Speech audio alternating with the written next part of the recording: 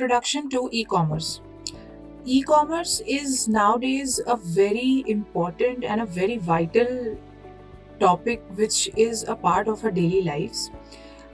We are not devoid of this fact that online purchasing and online buying behavior has tremendously increased, and that has increased after COVID also. So, e-commerce is something which is a very, very integral part of today's daily life, be it a grocery product, be it a medical product, be it taking any service. We are all engaged with e-commerce platforms. So, what is e-commerce? It refers to the buying and selling of goods and services on the internet. When we plan to purchase any product, be it a product, be it a service, whenever we get engaged to a particular store through an online platform through the help of internet, that platform is called as e-commerce. It is a online virtual place where exchange of goods or services happens with the help of internet. It has drastically revolutionized our way of shopping, and it has changed the mindset of the consumers in a very tremendous way. It is also called as trading of goods and services on the internet. Now, what is an e-commerce website? E-commerce website refers to the digital storefront on the internet. Whenever we are shopping through an online platform, whenever we get to meet the seller on an online platform, we browse through various products and services. This place where we are browsing the particular product or service is called as digital storefront. Now, this digital storefront is created in a very beautiful manner by the sellers. They create a very catchy website with all the products on their display, all the services on their display, with different prices, with different offers, with different color themes. Navigation becomes easy for the consumers. When a consumer experiences all these things, that means the consumer is a part of the e-commerce website. E-commerce website, in other words, can also be considered as a digital space or a virtual space where you are shopping the products, where you're shopping for the services, where you're looking for the services. It facilitates the transaction between the buyer and the seller. Likewise, we go to a particular store, we purchase a pen and we give money and we come back. Similarly, when we visit a website, we purchase a particular, let's say a shirt, we make an online transaction, or we put it on a COD, or we make the payment through a UPI payment. We are purchasing the product, we are giving the money to the seller.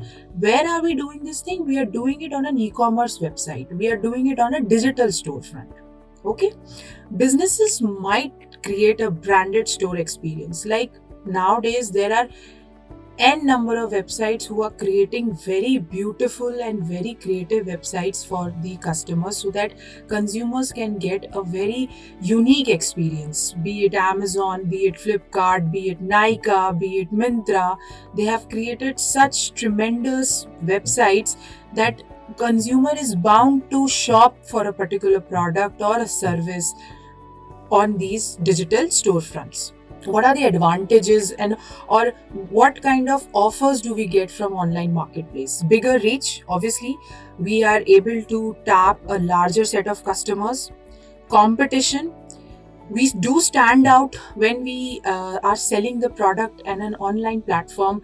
We are standing out from the physical space. We are standing out from the standard retailer space, and we are differentiating our product or service on an online platform. We are providing different services to the consumers through an online platform. So there is you stand out, you get a competitive edge. Easy setup. The setup cost is easy with basic bare minimum technical knowledge, and a certain amount of investment on the website has to be made, and certain other requirements where investment is required. You have a targeted advertising. You can reach a specific audience based on their interest and preferences. You have a direct engagement, of course, through social media marketing, through shooting out mails, through shooting out messages, through shooting out notifications.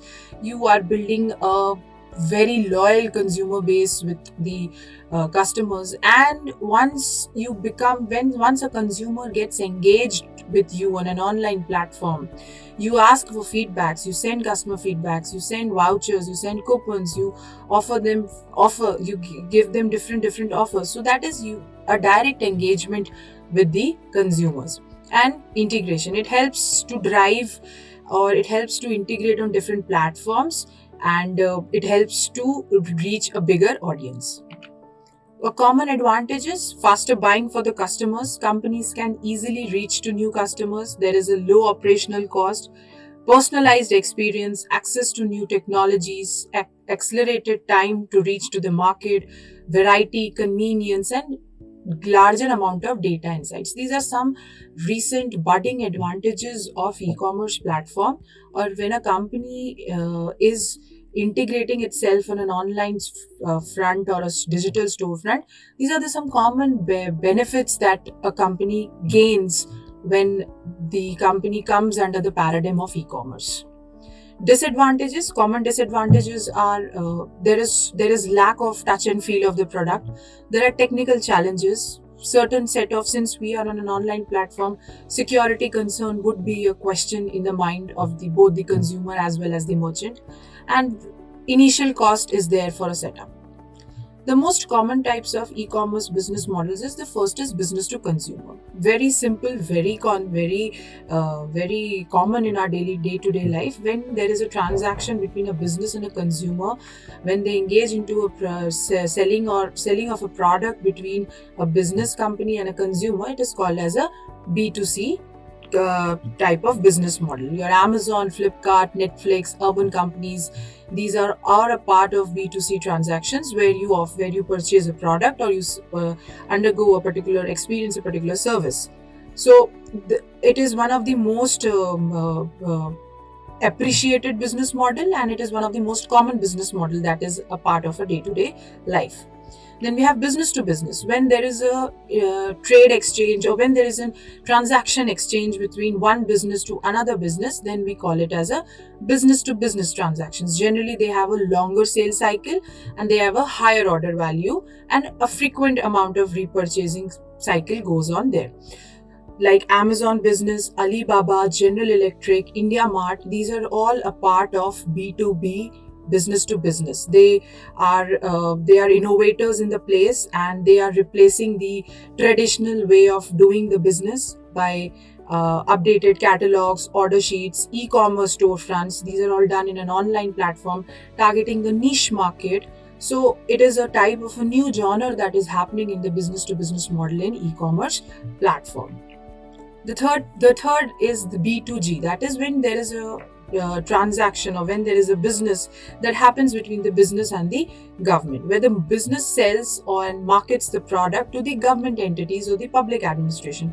That can be a local, that can be a country, or that can be any federal place. This model completely relies on getting government contracts, tying up with government agencies. Then there is a request of proposal, and then the further line of bidding is there, and then whichever company wins the bid gets the sanction for the project, and then the company is associated with the government agency or the government entity or the public administration company where the transaction happens. Like, for example, IT services company, procurements, creating aircrafts for defense, so raw material, all these are part of business to government model. It is a type of a bureaucratic in nature, where you often have to get involved with the government agencies. You have to request for a particular proposal. You have to look out for the government agencies who are coming up with these offers, who are coming up with a certain proposal that they require these kind of services or products. So it is the part on business part, it has to be taken care of, that you get in touch with these government entities when their B2G transaction has to happen. Then we have a consumer to consumer. This is a model where a consumer is getting directly connected with another consumer. You are selling the goods and services in the company, and affiliate marketing would be a part of consumer to consumer business. Influencer marketing is a part of consumer to consumer business. And in consumer consumer to business and consumer to consumer. There are two models. I'll be covering it in the next slide. When we are communicating with consumer to business, we are, let's say, influencer marketing. An influencer markets about a particular service or a particular product on their own social media websites, and there are recent innovators who are talking about these companies, who are talking about the products and services. So this is consumer to business. That is, a single consumer is getting attached to a particular business and promoting it and propagating about the product or the service to the other consumers. The last one I would first cover, that is C2C. Since I was talking about consumer to business, C2C is when you are directly communicating with consumer to consumer. A single customer, or probably a set of one customer, will communicate with another customer. OLX is one of the very common platforms where you get to get connected with consumer to consumer. And lastly is direct to consumer, wherein the manufacturer, the producers, without any help of third party or the retailers or the wholesalers, get directly connected to the consumers. There is no middlemen.